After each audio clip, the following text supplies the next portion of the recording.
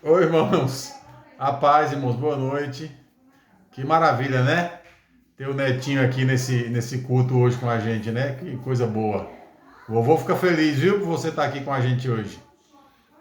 Irmãos, quem tiver Bíblia aí, abra lá no livro de Filipenses, né? A carta do apóstolo Paulo aos Filipenses. Eu vou ler lá no capítulo 3. Essa importante carta, né, que o apóstolo escreveu a essa importante igreja, né? Filipenses é uma das poucas igrejas que não receberam críticas, né, do apóstolo Paulo e que tiveram um ensinamento tão apurado, né, dado pelo apóstolo, que é uma das poucas igrejas que, apesar de ser uma igreja muito pobre, né, financeiramente falando, era uma das que mais contribuía para o bem comum entre os irmãos, né? E era uma igreja fiel, era uma igreja que estava sempre ali disposta a ajudar em todos os momentos, né, da vida do apóstolo, da vida da igreja no primeiro século. Porém, não deixou de sofrer os seus ataques, né? Filipenses era uma cidade da Grécia que estava muito próxima ali na divisão entre a Europa e a Ásia. Então, era uma cidade onde tinham muitas influências gregas, romanas e europeias no contexto geral. E como se isso não fosse suficiente, o judaísmo, né, veio com força ali para aquela igreja, para aquela cidade de Filipos, quando o apóstolo Paulo iniciou ali aquela obra missionária na sua segunda viagem. Então, é muito parecido, o contexto que nós vamos ler aqui é muito parecido com o que a gente sofre hoje, inclusive no Brasil.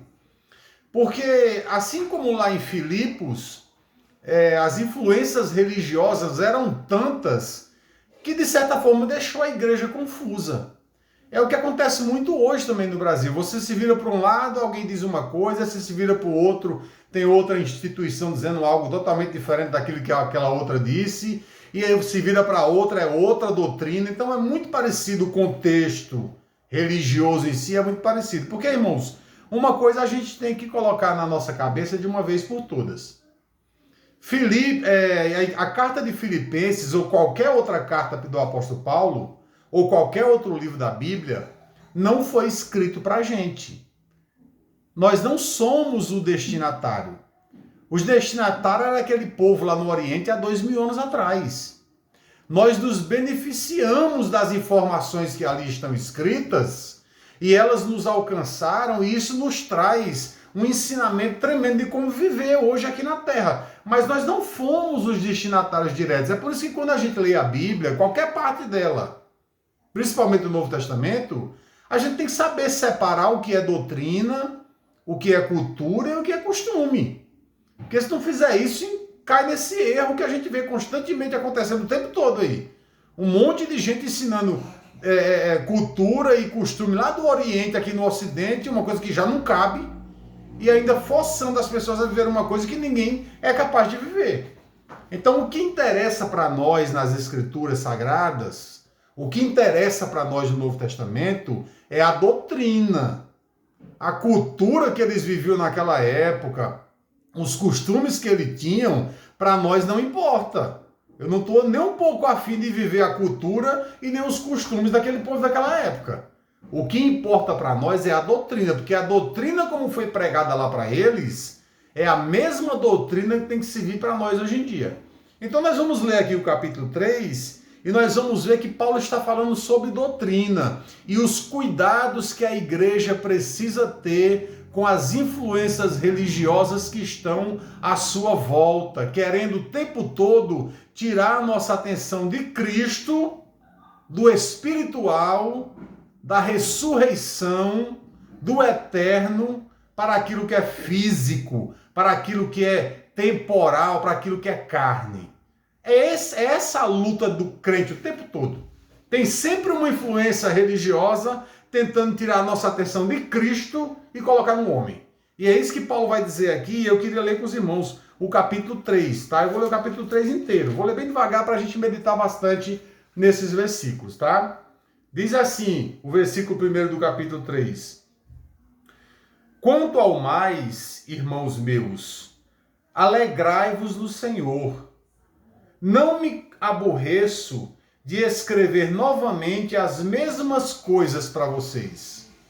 E é uma segurança para vocês que eu escreva e fale sobre as mesmas coisas. Acautelai-vos dos cães. Cuidado com os maus obreiros. Cuidado com a falsa circuncisão. Pois a circuncisão verdadeira somos nós, que servimos a Deus no Espírito, que nos gloriamos em Cristo Jesus e não confiamos na carne. Nós somos a verdadeira circuncisão, a verdadeira espiritualidade, a verdadeira religião. Ainda que eu também poderia confiar na carne. Se algum outro pensa que pode confiar na carne, eu mais ainda, porque eu fui circuncidado ao 8º dia de nascido, sou da linhagem judaica de Israel, da tribo de Benjamim, hebreu de hebreus, segundo a lei fui fariseu, segundo o zelo persegui a igreja, segundo a justiça da lei irrepreensível, ou seja, cumpri tudo que me foi mandado. O que, porém, para mim era lucro, eu considerei como uma perca por causa de Cristo. E, na verdade, considero também todo o resto como perca, para alcançar a excelência do conhecimento de Cristo Jesus, nosso Senhor, por quem sofri a perda de todas as coisas. Eu, na verdade, considero como refúgio tudo para ganhar simplesmente a Cristo, a ser achado nele, não tendo justiça própria que venha da lei, mas que venha pela fé em Cristo Jesus, a saber, a justiça que vem de Deus. Desejo conhecer a Cristo e participar da sua ressurreição e ter comunhão com os sofrimentos dele, conforme ele sofreu na sua morte. Para ver se de alguma forma ou de alguma maneira eu posso chegar à ressurreição dentre os mortos. No 12, Paulo diz assim: não que eu já tenha alcançado ou que já seja perfeito, mas prossigo para alcançar aquilo pelo qual também fui alcançado por Cristo Jesus. Irmãos, não julgo que eu já tenha alcançado, mas uma coisa eu faço. Esquecendo-me das coisas que ficaram para trás, avanço para as que estão adiante de mim. Prossigo para o alvo, para o prêmio da soberana vocação de Deus em Cristo Jesus. Todos quanto estão maduros em Cristo Jesus pensam dessa forma. E se alguém não pensa assim, Cristo o esclarecerá. Andemos, contudo, segundo a forma como já alcançamos. Irmãos, sede meus imitadores e observai os que andam segundo o exemplo que nós temos mostrado. Pois muitos há, dos quais muitas vezes eu já vos disse, e agora novamente eu digo, chorando, que são inimigos da cruz de Cristo. O seu fim é a perdição. O seu Deus é o ventre, é o estômago, é a barriga, é o umbigo. E a sua glória é a vanglória, é se autogloriar, é se amostrar, é aparecer. Só pensam em coisas terrenas ou em si mesmo. Mas a nossa pátria, porém, está nos céus, de onde esperamos o Salvador, o Senhor Jesus Cristo, que transformará o nosso corpo de humilhação para ser conforme o seu corpo glorioso, segundo a eficácia do poder que nele habita e que dele tem todas as coisas. Vejamos que palavra poderosa e maravilhosa. Paulo começa dizendo que não se cansa de ensinar de novo as mesmas coisas que ele já tinha ensinado antes. Porque agora ele está preso em Roma e ele está escrevendo carta para a igreja. E ele está citando nessa carta, nos primeiros capítulos, as mesmas coisas que ele tinha dito quando ele pregou no início lá em Filipos. Os mesmos ensinamentos, reforçando na mente dos crentes de Filipos aquilo que ele já tinha pregado antes. E ele disse que não se cansa de fazer isso e que é um benefício para a igreja, porque a igreja tem a certeza que aquele Paulo que pregou no início, que trouxe aquela visão de Deus, que trouxe aquela manifestação através do Espírito Santo, é o mesmo Paulo e mais uma vez prega as mesmas coisas e está fortificando na mente dos cristãos que a Bíblia, que o livro sagrado, as Escrituras Sagradas dizem aquilo que ele disse no começo e reforçam agora novamente. E ele diz uma coisa muito importante: cuidado com os cães.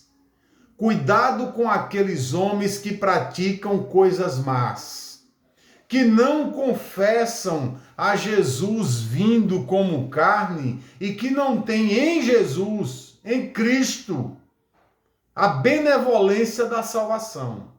Do que Paulo está falando? Paulo está falando, irmãos, de uma classe de homens, de judeus, que já não eram mais judeus de religião e também não eram cristãos de espiritualidade.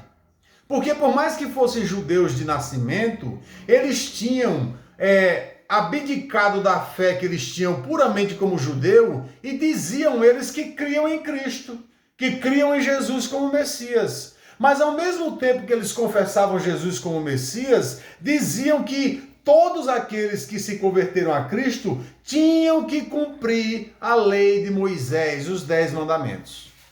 Ou seja, eles estavam totalmente confusos na sua forma de crer e estavam também confundindo a igreja na forma de crer. Esses homens eram chamados na época de judaizantes. Era esse o nome que era dado, judaizantes. Eram judeus que tinham se convertido a Cristo, porém não tinham deixado a lei de Moisés. E aí, quando a gente olha num contexto geral, na igreja que está ao nosso redor hoje em dia, nós vemos isso acontecer constantemente. Pessoas que se converteram a Cristo, mas que insistem em cumprir a lei de Moisés. Que insistem em colocar fardos pesados nas costas dos homens e dizer que se eles não cumprirem os mandamentos da lei, eles não terão a salvação. Homens que ainda hoje estão correndo atrás de uma salvação que já foi ganha muito antes no passado, lá na cruz do Calvário. Então Paulo diz, cuidado com esses cães, porque a preocupação deles é com essa vida terrena. O interesse deles é com o que é material, é com o que é físico, é com o financeiro.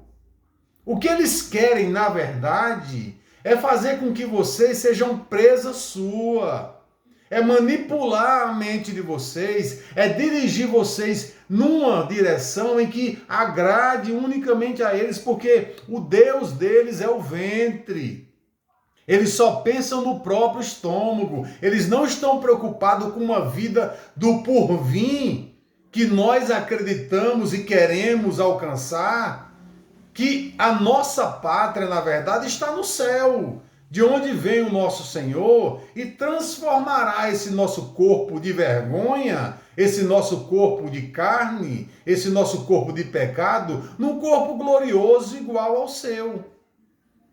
E aí Paulo diz uma coisa interessante, irmãos, no versículo 12 e no versículo 13, ele diz, olha, irmãos, eu não julgo que eu já tenha alcançado coisa alguma, porque nada eu alcancei ainda, mas uma coisa eu faço, esquecendo-me das coisas que ficaram no passado e olhando para as que estão adiante de mim, eu caminho no hoje.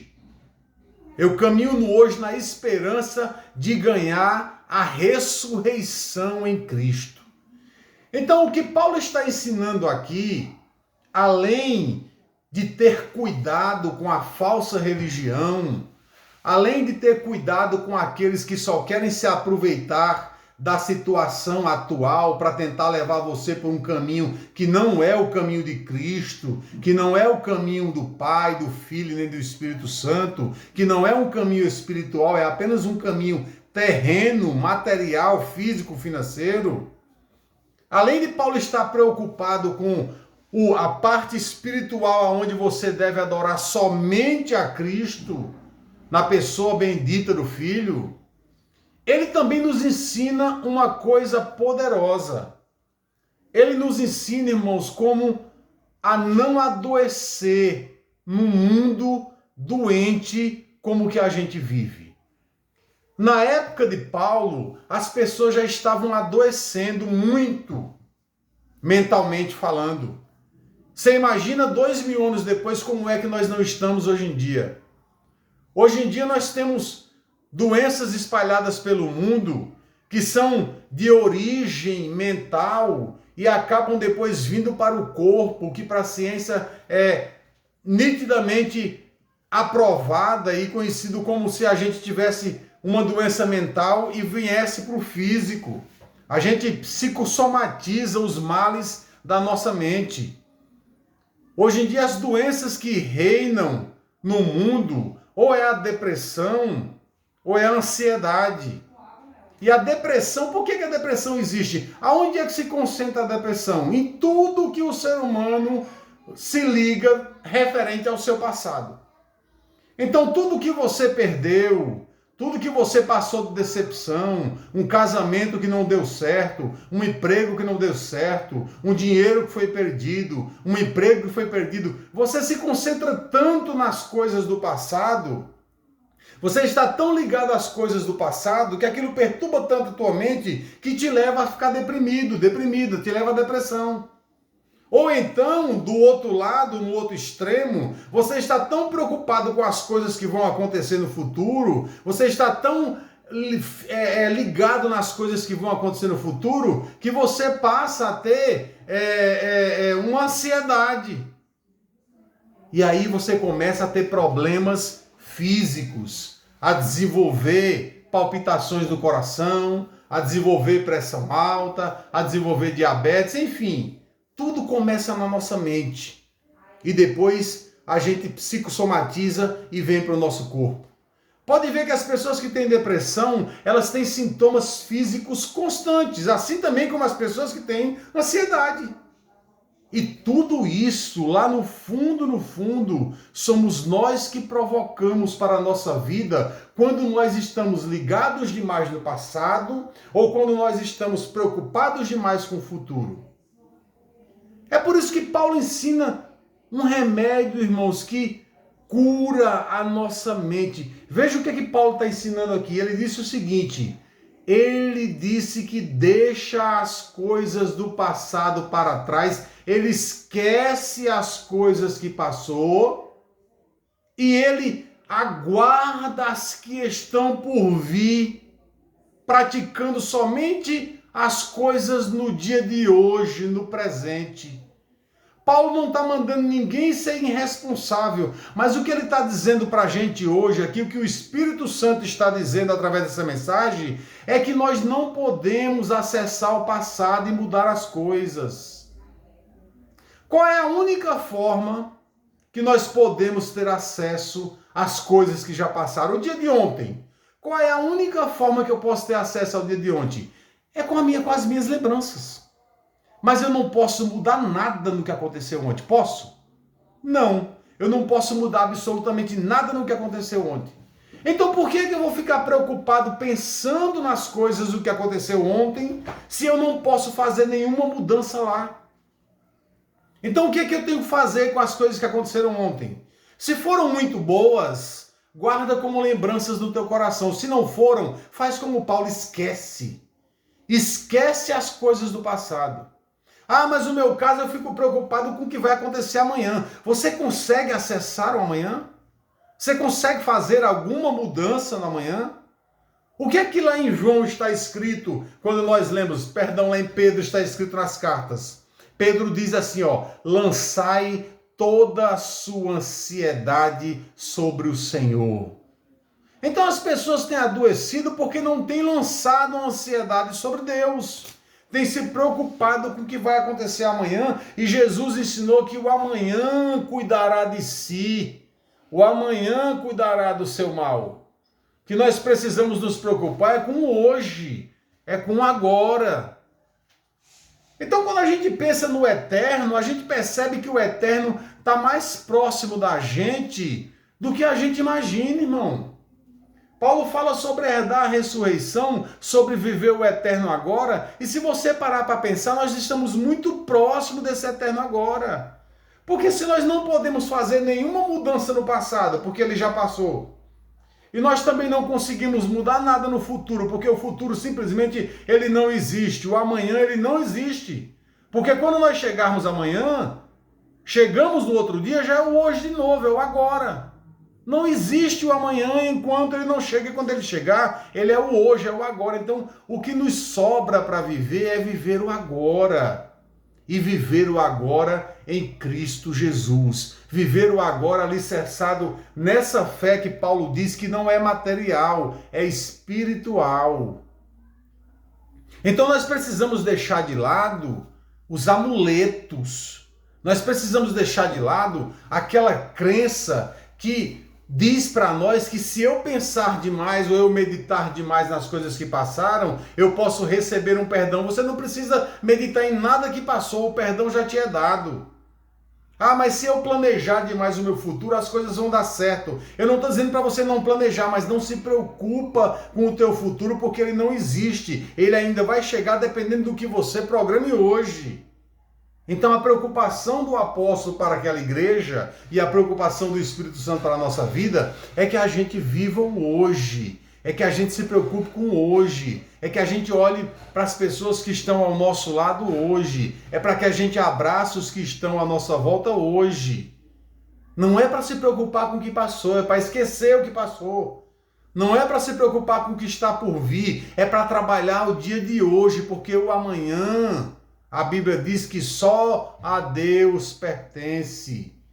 Jesus diz assim, por mais preocupado que você esteja com amanhã, você não conseguirá acrescentar nenhum palmo à tua vida. Então por que as pessoas adoecem tanto? Por que tem tanta gente com depressão? E por que tem tanta gente com ansiedade? Simplesmente porque não descansa. Não descansa a mente. Não descansa o pensamento, não fica em paz. Fica em paz, irmão. Fica em paz, irmã. Porque se o Senhor não cuidar da casa, em vão vigia o sentinela. É Ele que cuida da tua vida. É Ele que cuida da minha vida. É Ele que cuida das nossas vidas. É claro que nós temos a nossa parcela. Claro que nós temos que fazer a nossa parte, mas a nossa parte é o hoje, é o agora. É se preocupar com o agora, fazer o hoje. E quando for descansar, dormir à noite, dormir em paz, descansar em paz, esquecer o que passou. Não se preocupar com o que está por vir, ficar em paz, entregar na mão do Senhor. Ele disse para os seus discípulos... E para as multidões que o ouviam, que por que vocês se preocupam com o que vocês vão comer amanhã? Irmãos, olha só, isso é Jesus que está dizendo isso. Jesus não podia mentir. Jesus é Deus. E ele disse isso para as multidões. Por que vocês estão preocupados com o que vocês vão comer amanhã?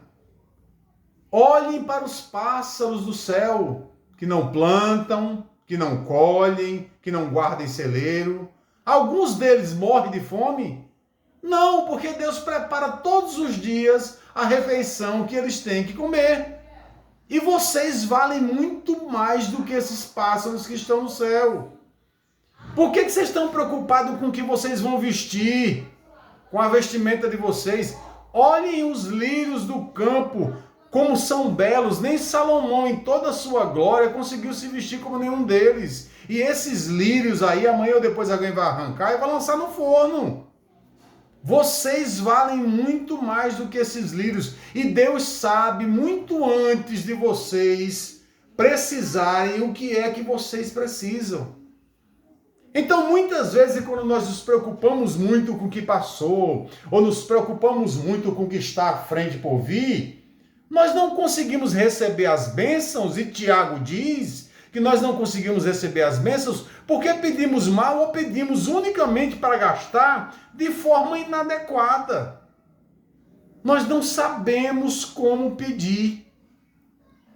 Pedimos mal para gastar apenas com os nossos deleites. Então, qual é a solução dos problemas? É confiar inteiramente no Senhor.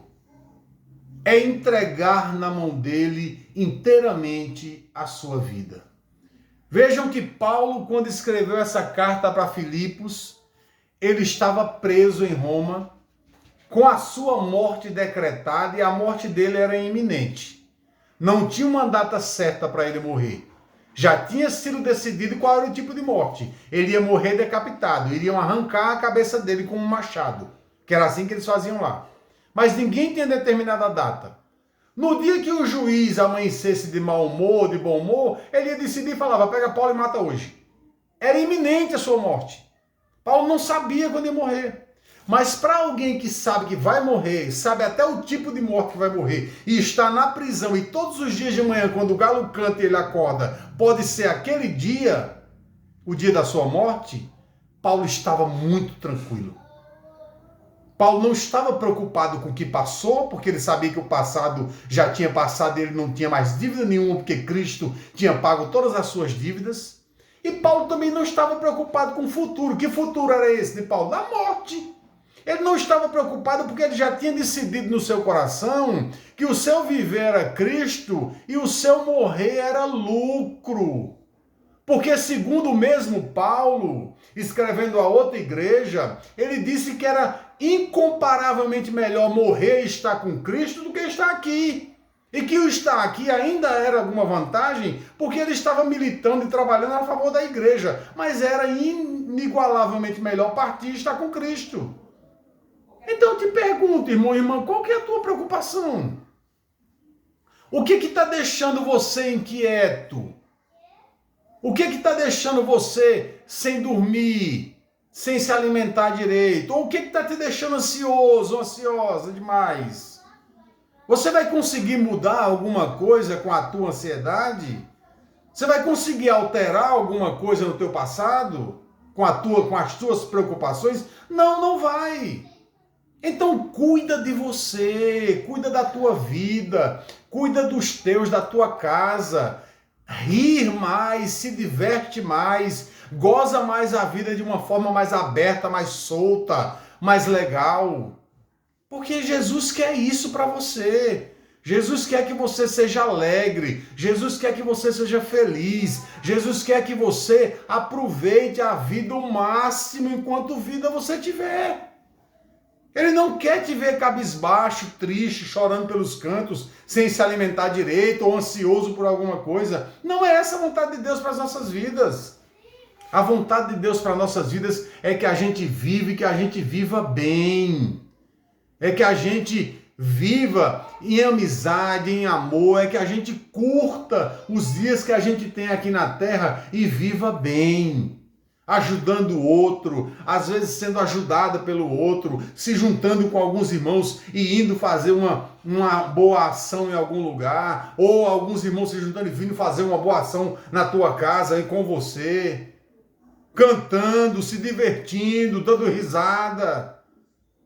Nós precisamos ser espontâneos, viver bem, porque aquilo que nos condenava já foi pago na cruz do Calvário. Não há mais dívida nenhuma entre você e Deus. E Deus, esse Deus que às vezes esses cães ou a religião mostra que é um Deus vingativo, um Deus julgador. Não, esse Deus, Pai de Cristo Jesus, é teu Pai também.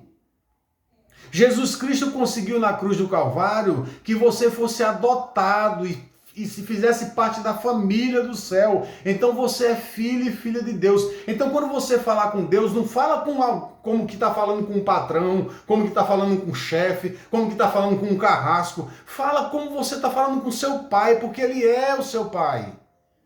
E sendo o seu pai, ele quer o melhor para você. Ele só quer o melhor para você. E quando você se dirigir a Jesus, se dirige como teu irmão mais velho, como aquele que cuida de você, como aquele que está disposto a fazer tudo por você, porque ele também só quer o teu bem. E ele e o Pai enviaram para o teu coração e para o meu, para o nosso, para o coração da igreja, o Espírito Santo de Deus, que é o nosso Consolador, a quem nós temos que nos apegar mais e mais a cada dia, porque ele nos orienta e nos mostra o caminho para onde nós temos que seguir. Então hoje é o dia da gente desembaraçar qualquer pensamento que possa estar embaraçado aí na sua cabeça. Hoje é o dia de deixar de lado qualquer confusão mental que possa existir aí, que a religião tenha colocado, que qualquer outra pessoa ou entidade tenha colocado. É hora do esclarecimento, é hora de deixar a mente vazia, é hora de deixar a mente fresca, deixar Deus habitar em você, deixar Deus dirigir a tua vida. Parar com as preocupações relacionadas ao passado, parar com as preocupações relacionadas ao futuro e viver, apenas viver. É isso que Deus quer de nós, que nós vivamos. Cada um tem o seu problema, cada um carrega uma cruz, tem um espinho na carne, mas vamos viver bem, mesmo com problema, mesmo com a cruz, mesmo com o espinho, porque Deus quer que a gente viva bem. E nós não podemos, irmãos, de forma nenhuma, deixar que influências externas, ou até mesmo influências internas da nossa mente, venham perturbar o nosso relacionamento com Deus. Nós não podemos deixar que nenhum tipo de influência venha perturbar o nosso relacionamento que nós temos com o Senhor, que é um relacionamento de paz, de amizade, de amor, de adoração. Então bota um hino aí na sua casa, no seu celular, no seu som e adora a Deus sem nenhuma reserva. Adora a Ele sem nenhum empecilho, não há mais nenhum obstáculo. O véu se rasgou de alto a baixo, mostrando que o acesso a Ele está livre. Você pode acessar o trono da glória de Deus a hora que você quiser, não há empecilho nenhum. Os teus pecados não impedem, os teus pensamentos não impedem. Só você pode impedir, se você quiser. Se você não quiser, entregue-se, porque Ele já se entregou inteiro por você e para você. Então vamos aproveitar isso e agarrar isso com unhas e dentes. Ele é nosso Pai. Ele quer o nosso bem. Vamos abraçar o Senhor, vamos beijá-lo, vamos dizer para Ele, Pai, eu te amo. Porque Ele disse isso para nós quando deu o seu Filho para morrer por todos nós na cruz. Porque Ele amou o mundo de tal maneira que Ele deu o seu Filho unigênito para morrer por todo mundo. E todo aquele que o vê e nele crê, não perecerá, mas terá a vida eterna. E é isso que nós temos em Cristo Jesus, a vida eterna. Então isso já é motivo suficiente para nós vivermos alegre o resto de nossas vidas. Não sei quanto tempo ainda vamos viver, mas o fato de nós termos a certeza que o nosso nome está escrito no livro da vida do Cordeiro e que nós herdamos a salvação nele, já é motivo para vivermos felizes o resto de nossas vidas. Amém? Que Deus abençoe os irmãos em nome de Jesus.